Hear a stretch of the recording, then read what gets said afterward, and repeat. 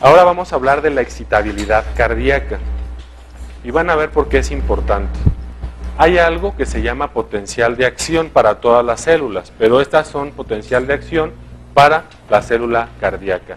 Y tenemos que tiene 5 fases, que empieza en el 0 y termina en el 4. En la fase 0 es una fase de despolarización rápida con afluencia de sodio hacia el interior de la célula. Normalmente el sodio está afuera, pero cuando se mete a la célula se empieza a positivizar y entonces el potencial de acción se eleva.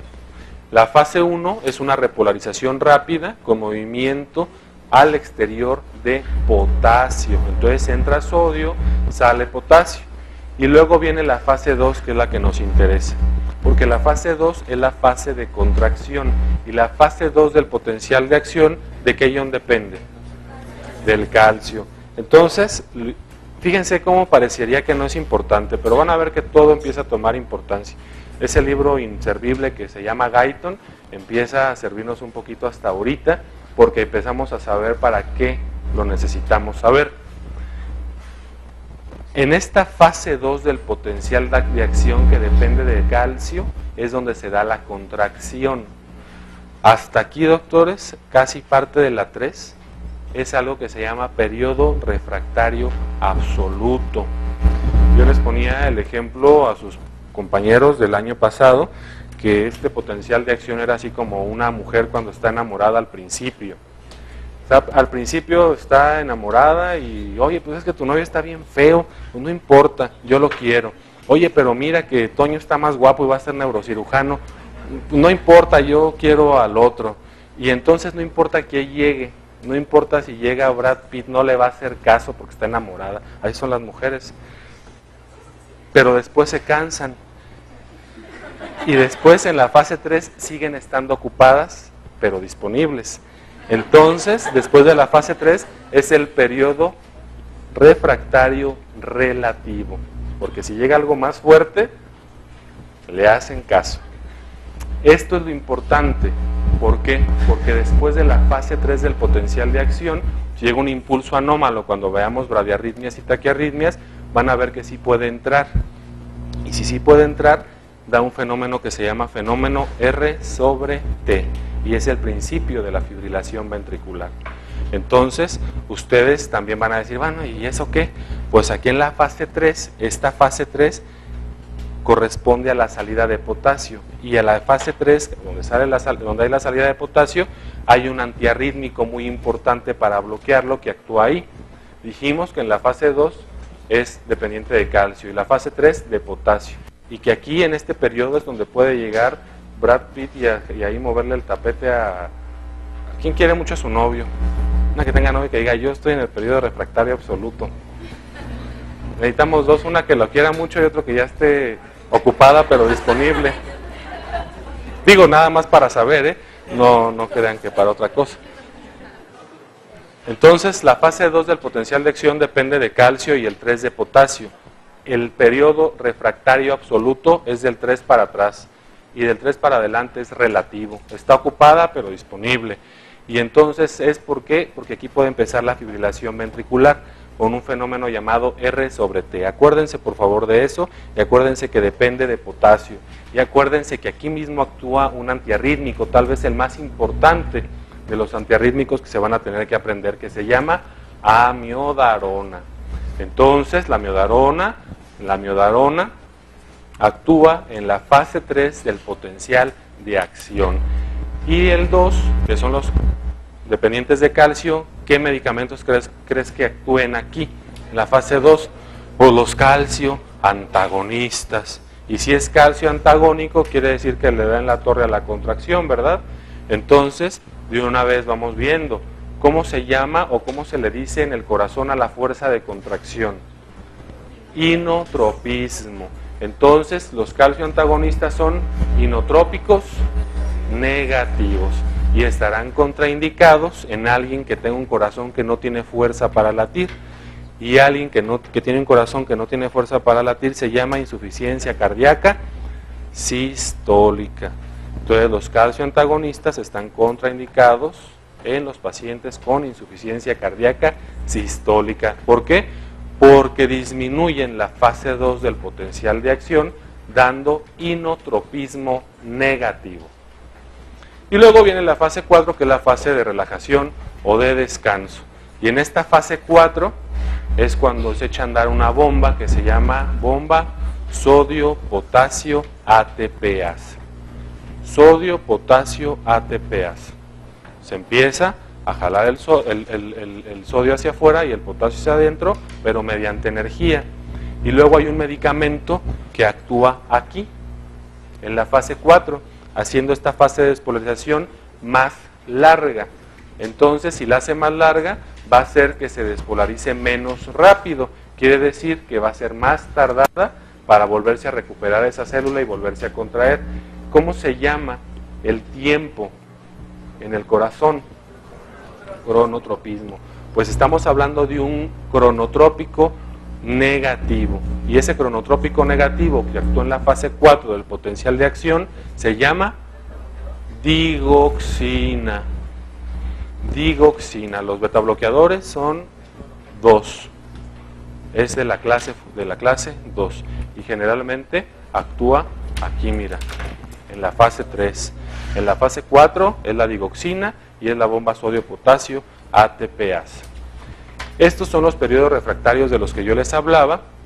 El periodo refractario absoluto o efectivo, que va en la fase 0, 1, 2 y parte inicial de la 3, donde no importa qué otro impulso llegue, no importa qué otro novio le llegue a la que no me quiso decir que estaba enamorada de su novio, no va a hacer caso. Pero si llega aquí en la 3, cuando ya tuvieron 2, 3 añitos de novios y no ve nada claro, pues cuando llegue aquí está ocupada pero disponible.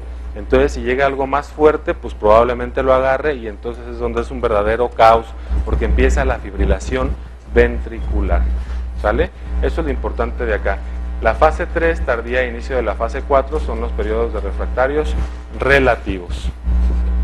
Esa es una pregunta que fue pregunta de examen nacional, y decía que de qué ion depende la fase 2 del potencial de acción transmembrana de la célula cardíaca. ¿De cuál depende la fase 2? Ya saben. Y si no hay calcio, no hay contracción. Acuérdense, siempre que hablen de contracción y no sepan, y hablen de calcio, ustedes pónganle calcio, se la van a sacar bien. Es el más importante de todos los iones para hablar de contracción. Siempre, siempre, siempre. Calcio igual a contracción. Si no saben, le ponen calcio. ¿En cuál estructura miocárdica está más elevada la pendiente de despolarización diastólica o fase 4 del potencial de acción en la fibra cardíaca? Esta pregunta se las pongo porque generalmente es así como que, ay caray, pues no sé. Sí saben, lo que pasa es que así la ponen media confusa luego en los exámenes, pero lo único que le está diciendo que es en cuál está más tardado. Dice, ¿en cuál estructura cardíaca está más elevada la pendiente de despolarización? O sea, está más alta. ¿Cuál es el más rápidamente excitable, pues? Pues entonces es el nodo sinusal. La pendiente de despolarización es esta, miren. Esa es la pendiente de despolarización. Si se tarda más, pues obviamente es más tardado y tardaría mucho tiempo en despolarizarse. Sería más lenta. Pero si la pendiente de despolarización es aquí y aquí mismo baja, entonces es más rápida. Esa es la pendiente de despolarización y es más alta en el nodo sinusal. ¿Qué ion es el encargado de la menor electronegatividad responsable de las células especializadas para mantener el potencial de acción entre menos 55 y menos 60 milivolts? Pues tiene que ser algo que sea positivo, ¿no? ¿Cuál es?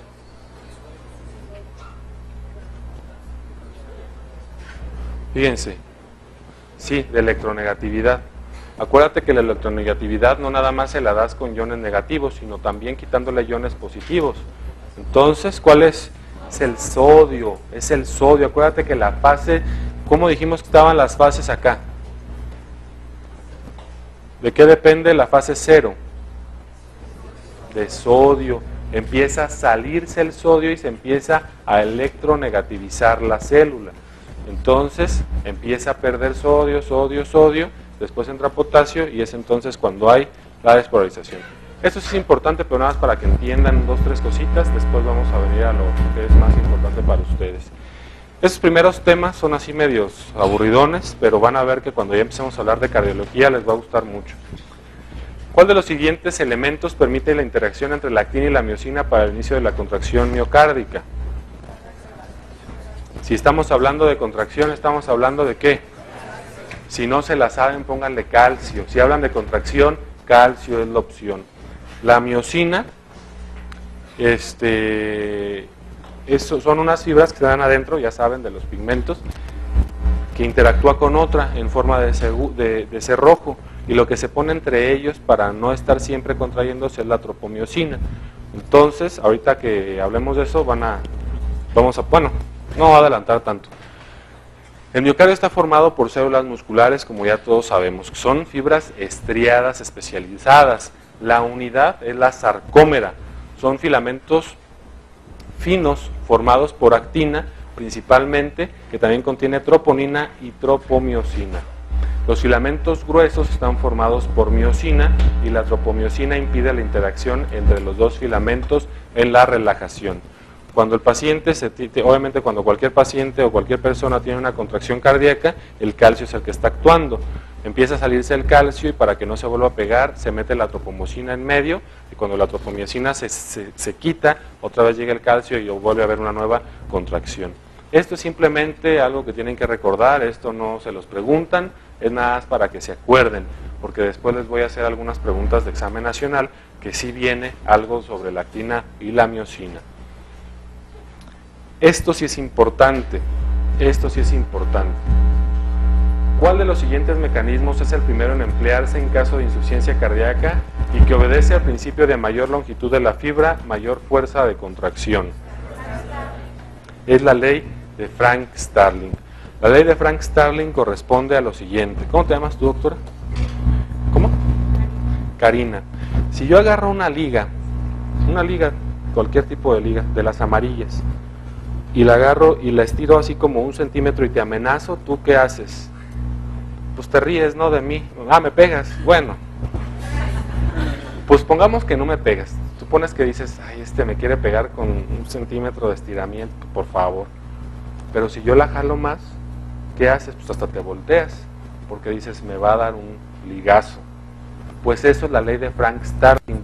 Entre más larga está la fibra cardíaca, más fuerza de contracción tiene, pero hasta cierto punto, porque cuando el paciente tiene un estado mórbido donde tiene que estar bombeando un montón de sangre, se empieza a hacer cada vez más grande el corazón, y llega un momento en que esa liga, de tanto que le estiran, que les decía a su mamá cuando estaban chiquitos, ya no jales el suéter que lo va a hacer grande, pues igual pasa con el corazón.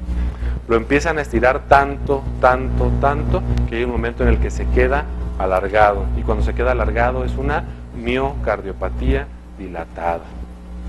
Entonces la ley de Frank-Starling dice que a mayor alargamiento de la fibra, mayor fuerza de contracción. ¿Sale?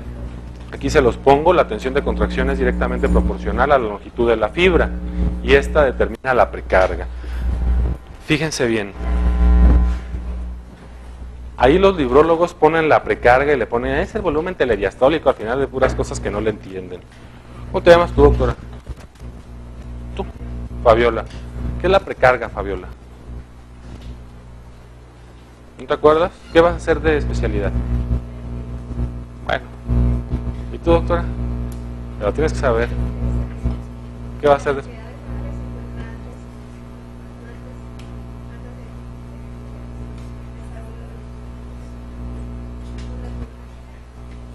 Ándale, sí, muy bien. ¿Qué vas a hacer de especialidad? Ah, excelente. Fíjate, qué bien, ¿no? Fíjense una cosa. La precarga sí es como lo define ella, pero para que ustedes se acuerden mejor, la precarga es toda la sangre que le llegue al corazón antes de latir. Punto. Todo lo que le llegó. O sea, toda la sangre que le regrese. Si yo les digo, ¿cómo me dijiste que te llamas, maestro? David. Si yo te digo que está deshidratado, un paciente, ¿crees que le llegue la misma cantidad de sangre que uno que no está deshidratado? Entonces la deshidratación disminuye la precarga, ¿sí o no? Todo lo que disminuya la llegada de la sangre al corazón antes de latir se llama precarga. y todo lo que obstruya el paso de la sangre de salida del corazón, o sea, el ventrículo izquierdo, se llama postcarga, es la fuerza que tiene que vencer el corazón para poder sacar su sangre. ¿Por qué agujero sale la sangre del corazón hacia el cuerpo? Por la aorta.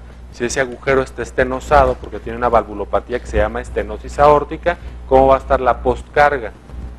Aumentada.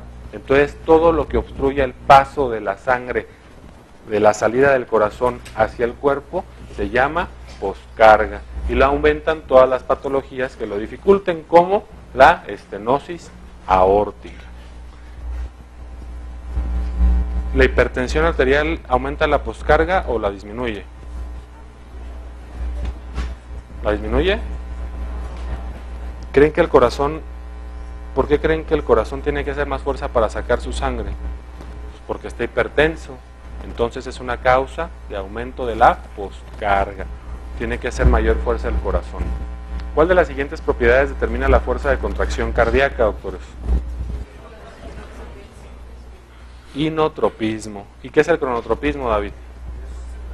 El tiempo. Fabiola, ¿qué es el lusotropismo? Tú no me dijiste cómo te llamabas. ¿Anabel? A ver, Anabel, tú dime, ¿qué es el lusotropismo? Anabel. Toño, ¿te acuerdas qué es el lusotropismo?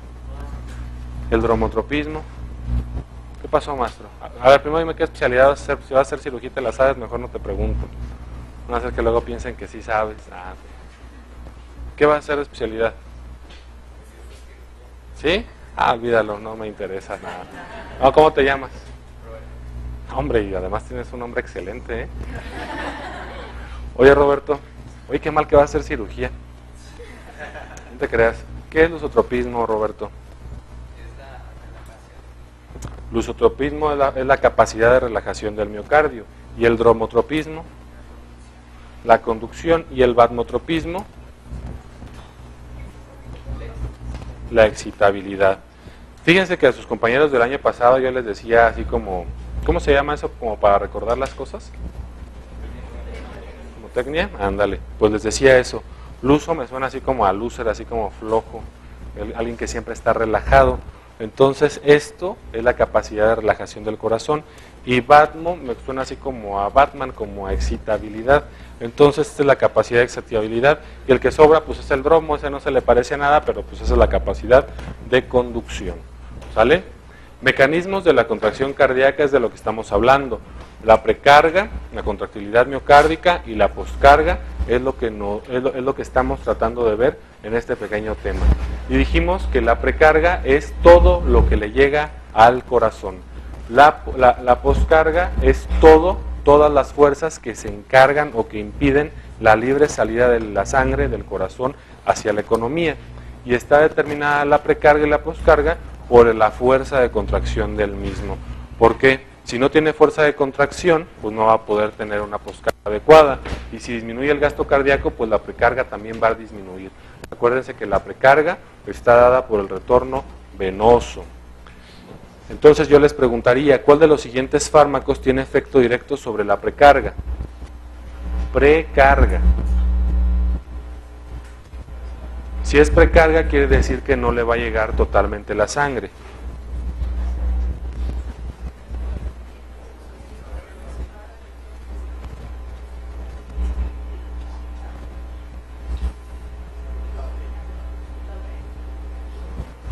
Pues fíjense que los vasodilatadores y los diuréticos disminuyen la llegada de la sangre. Acuérdense que el sistema venoso es un sistema de capacitancia. Y entonces eso, cuando ustedes vasodilatan al paciente, hace que el retorno venoso sea menor, y un diurético, pues obviamente lo que les comentaba sobre la deshidratación, va a disminuir el volumen, y el volumen circulante al momento en que disminuye su llegada al corazón, pues va a disminuir la precarga. Ya en manera más científica equivale al volumen telediastólico del ventrículo y está relacionado con la volemia y el retorno venoso y con la contracción auricular. ¿Cuáles de los siguientes fármacos son inotrópicos negativos? ¿Cuáles disminuyen la fuerza de contracción cardíaca? ¿Se acuerdan lo que les decía hace ratito sobre la fase 2 del potencial de acción?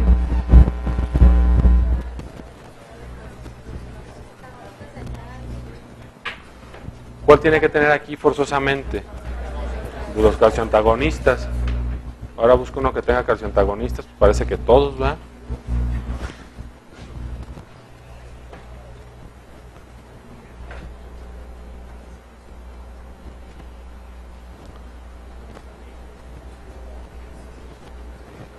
A ver, fíjense, si no saben exactamente cuál, ustedes fíjense cuáles no son.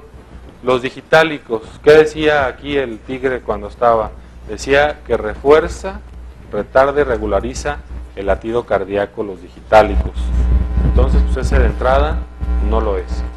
Los betabloqueadores, los dopaminérgicos. ¿Ustedes se acuerdan cuando un paciente estaba hipotenso porque estaba infartado, qué le ponían? Le ponían dopamina. Entonces la dopamina también lo aumenta, pues ese tampoco.